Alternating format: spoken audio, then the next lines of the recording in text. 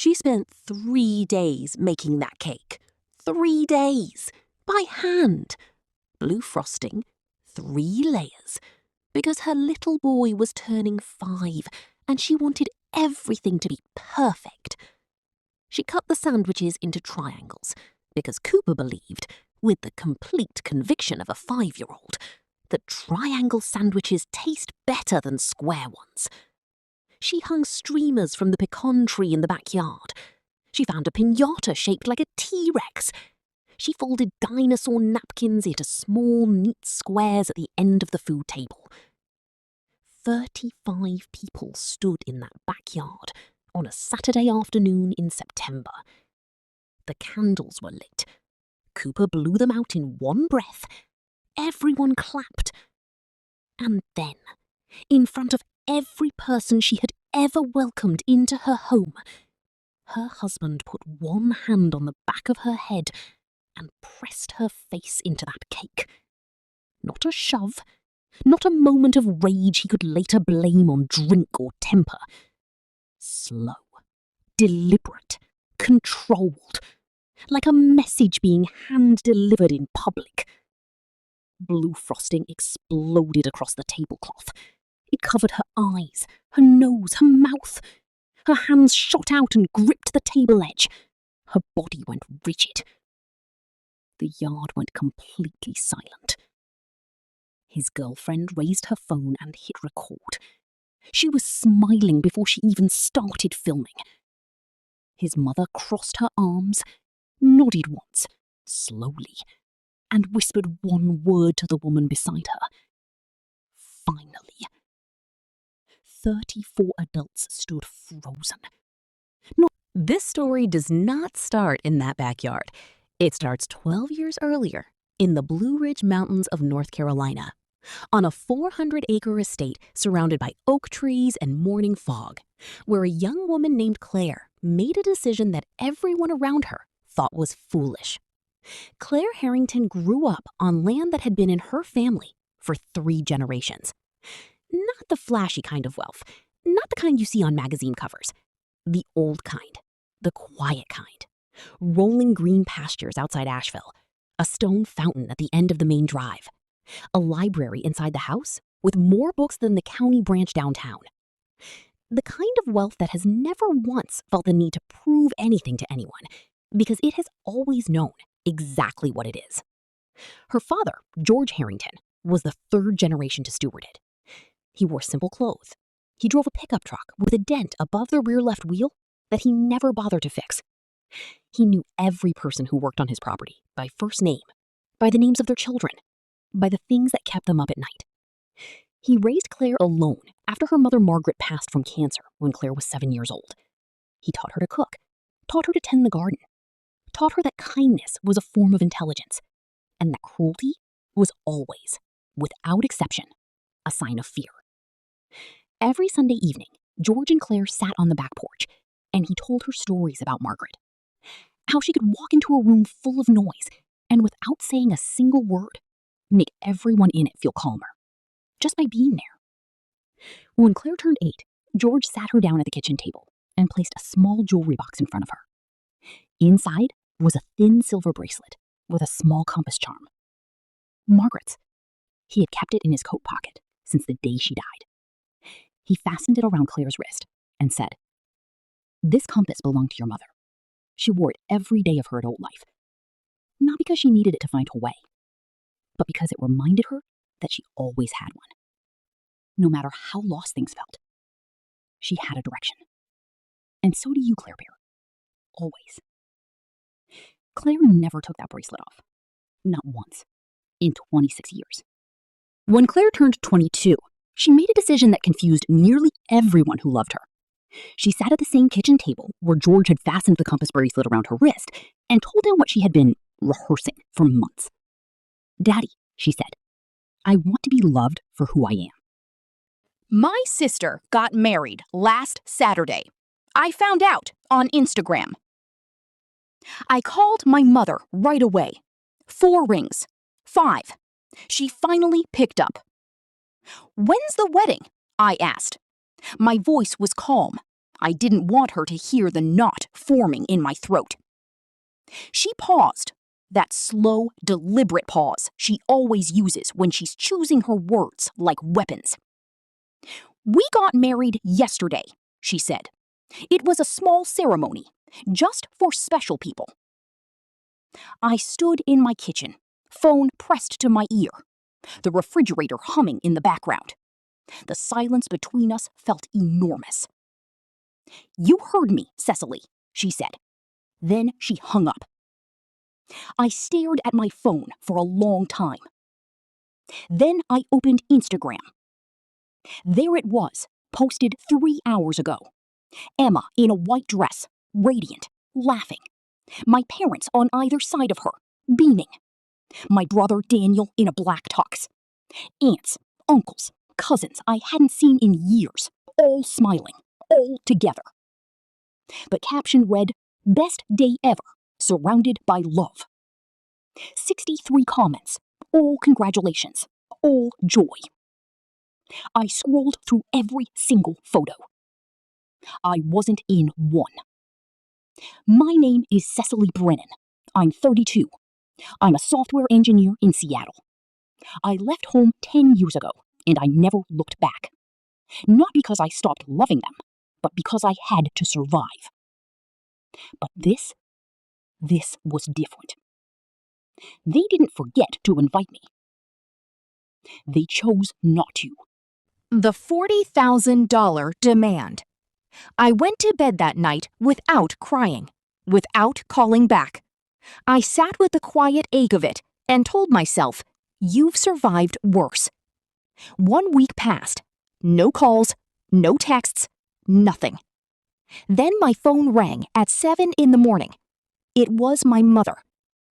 "Did you send the money?" Her voice was sharp, urgent, no hello.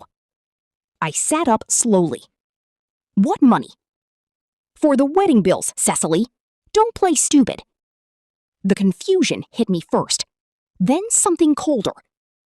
"Mom, I wasn't even invited to the wedding." "That's irrelevant," she snapped like a rubber band pulled too tight. "The venue is demanding payment. The caterer, too. We need $40,000 by Friday, or they're threatening legal action." I almost laughed. Why would I pay for a wedding I wasn't invited to? Because you're family. Because Emma is your sister. Because we raised you. 1 week passed. No calls, no texts, nothing. Then my phone rang at 7 in the morning. It was my mother. "Did you send the money?" Her voice was sharp, urgent, no hello. I sat up slowly. "What money?" "For the wedding bills, Cecily. Don't play stupid." The confusion hit me first, then something colder. "Mom, I wasn't even invited to the wedding." "That's irrelevant," she snapped like a rubber band pulled too tight. "The venue is demanding payment. The caterer, too. We need $40,000 by Friday, or they're threatening legal action." I almost laughed. Why would I pay for a wedding I wasn't invited to? Because you're family. Because Emma is your sister. Because we raised you. And there it was. That sentence. The one they always kept ready. The trump card. We raised you. "You didn't raise me to be a bank," I said. She went quiet for just a moment. Long enough for me to know the next words were calculated. "We know you have money, Cecily. You work in tech. You live alone. No husband, no kids. What else are you spending it on?" There it was. The real reason for the call. Not love, not family, numbers. "I'm not sending anything," I said. "You're being selfish." I hung up. But I couldn't stop thinking. $40,000 in overdue bills. 1 week after the wedding. That didn't make sense. Venues require deposits. Caterers take payment up front. You can't host 60 people and walk away without settling the bill. Unless you never plan to pay at all. I opened my laptop. I searched for the venue. Grand Oak Estate. Found their invoice policies within minutes. Full payment required 2 weeks before the event. So either they'd already paid or someone else was supposed to. My phone buzzed. Daniel. Just send the money, Saki. Don't make this harder than it needs to be. Did you pay for anything? I asked. He hesitated. That's different. I'm getting married next year. I need to save. I hung up. I went back to my laptop. I found Emma's wedding registry. Expensive items, most marked as purchased. Then her Instagram. New posts from the honeymoon. The Maldives, a private villa, 5 stars. Then I found my mother's Facebook. A post from 2 months ago. Finally got the kitchen remodel. Marble countertops and custom cabinets. Dreams do come true. I sat back. They had been spending a lot. And then I called the one person in my family who had never lied to me. My Aunt Linda answered on the second ring. Cecily, she said warmly, I was wondering when you'd call. You were at the wedding. I was. I'm sorry, honey. I didn't know you weren't invited until I got there. Did it seem normal to you? The venue? The flowers? The food? She was quiet for a moment. Define normal. Was it expensive? Very, she said slowly. Your parents kept talking about how much everything cost. The imported roses. The designer cake. The live band. Your mother told everyone it was a $100,000 wedding. My stomach dropped. She made sure everyone knew. Linda continued softly. I thanked her and hung up. A $100,000 wedding. But only $40,000 in overdue bills. Where did the other $60,000 go? I started digging. His name was Rick, former cop, recommended by a colleague at work. When I explained the situation, he didn't ask unnecessary questions. What exactly are you looking for? Financial records. Bank statements. Anything that shows where their money is going. It took him 3 days. When he called me back, his voice was different. Careful. You're going to want to sit down for this. He sent me a file. I opened it. My parents were completely broke. Their house had a second mortgage. Maxed out credit cards. Personal loans from 3 different banks. Over $200,000 in debt. I whispered. How? Keep reading, Rick said. I scrolled down. For 5 years, my parents had been living beyond their means. Luxury cars, designer clothes, expensive vacations, all on credit. And the whole time, they had been telling people that I was paying for it. There were Facebook messages, emails to relatives, my mother bragging. Cecily is so successful. She takes care of everything for us. My Aunt Carol had replied to one. You're so lucky to have a daughter like that. My mother's response. We raised her right. I felt sick. I hadn't sent them a single dollar in 10 years. But then I found the worst part. Emma's wedding wasn't just expensive. It was a scam. They had told vendors that I would pay the final bills. They gave vendors my name, my phone number, an email address they had somehow accessed. They had forged contracts with my signature. Every single vendor believed I was the guarantor. The $40,000 in overdue bills, all in my name. If those bills weren't paid, I would be sued. Not them, me. I didn't panic. That's exactly what they expected. They wanted me to scramble, to pay out of fear, to protect my credit and my name. But I had learned something over the years. You don't react. You plan. I called Rick back. I need more. Every vendor contract, every invoice, every email where they used my name. You're gonna fight this? I'm gonna end this. He had everything to me within 2 days. Forged signatures on 4 vendor contracts. email chains where my mother had pretended to be me, text messages to the wedding planner sent from a fake number registered in my name, identity theft, fraud, forgery, all criminal charges. But I didn't go to the police yet. I had a better idea. I contacted every vendor directly. I explained the situation clearly, calmly, with evidence. I showed them the signatures weren't mine. I offered full cooperation with any legal action directed at my parents. Most were sympathetic. A few were furious. They'd been scammed too. But every single one agreed to redirect the claims away from me. Then I called Emma. Did you know they put the bills in my name? Silence. Mom and Dad said you offered, she said quietly. They said it was going to be your gift. And you believed them after they didn't even invite me? I didn't ask questions. You never do, I said. I hung up. I called my parents and told them we needed to meet. In person. Tomorrow. I got to the coffee shop early, sat in the back corner. I had a folder with me. Everything documented, everything organized.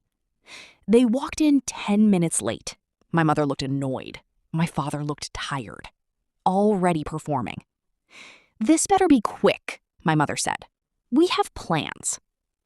I slid the folder across the table. Open it. My father opened it slowly. His face changed as he read. The color draining, the performance ending. Where did you get this? Doesn't matter. What matters is what you did. You forged my signature. You committed identity theft. You put $40,000 of debt in my name without my permission. We're family, my father said. We needed help. You didn't ask for help. You stole my identity. My mother's face hardened. You owe us, Cecily. We raised you. We paid for your education. You paid for 2 years of community college before I got scholarships. I've been financially independent since I was 20. I looked at her. That's not the point. The point is this. Every vendor has been notified. They know the signatures are forged. All legal claims are now redirected to you. My father's face went pale. You wouldn't. I already did. My mother stood up. You ungrateful. Sit down, Mom. Something in my voice made her stop. You have 2 choices, I said. Option 1, you figure out how to pay those bills yourselves. Sell the cars, downsize the house, fix your own mess. And option 2, my father asked quietly. I press charges. Identity theft, fraud, forgery. You'll both have criminal records. My mother's hands were shaking. You do that to your own parents? I looked at her steadily. You did it to me first. I stood up, picked up my folder, and walked out. Part 9, the aftermath, 16 minutes to 18 minutes. Friday came. No calls, no texts. I went to the police station at 9 in the morning with every document Rick had gathered.